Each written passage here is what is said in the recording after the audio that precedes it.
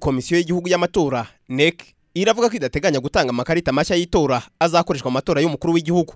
Ni icyemezo iyi komisiyo igaragaza ko kitazagira uwo gihutaza kuko hafashe umwanzuro w'uko hazakoreshwa amakarita abaturage bahawe mu mwaka wa 2016 ubwo hatorwaga abayobozi mu nzego z'ibanze. Mu nama yahuje komisiyo y'amatora n'abafatanyabikorwa bayo kuri wa 14 Werurwe 2017, umunyamabanga nshingwabikorwa wa komisiyo y'amatora Jeanne Munyaneza yavuze ko amakarita yatanzwe mu mwaka wa 2016 agomba gutorerwa umukuru w'igihugu n'abadepite, kandi ngo abantu bagomba kuyafata neza. Icyakora ngo ni icyemezo kitareba bazaba bagiye gutora bwa mbere kuko ngo bazakorerwa yabo mashya.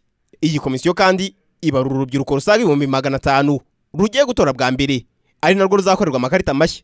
Munyaneza kandi avuga ko ari gukorwa uburyo bw'ikoranabuhanga mu miteguro y'amatora ku buryo mu gihe kindi aya makarita yakurwaho burundu ku mpamvu zirimo zo kugabanya ikiguzi kigenda ku matora. Komisiyo y'amatora kandi yanagarutse ku kibazo cy'abafite ubumuga, aho Munyaneza yavuze ko bari gukorana n'inzego zibashinzwe kugira ngo bamenyekane ngo bazorohezwe ntihazagire n'umwe muri bo ubura amahirwe yo kwitabira amatora. Ibyo byiciro bitandukanye cyane icyiciro twitayeho cyane nubwo n'ibindi tubireba, hari icyiciro cy'abantu batabona, abantu bafite ubumuga bw'ingingo, abantu batumva. Ibyo mibare rero turimo turayibona, urwego rubishinzwe, urwego ruhagarariye abafite ubumuga rwarabiduhaye, turimo turabinoza, turimo turanategura by'umwihariko impapuro z'itora abantu bazatoreraho.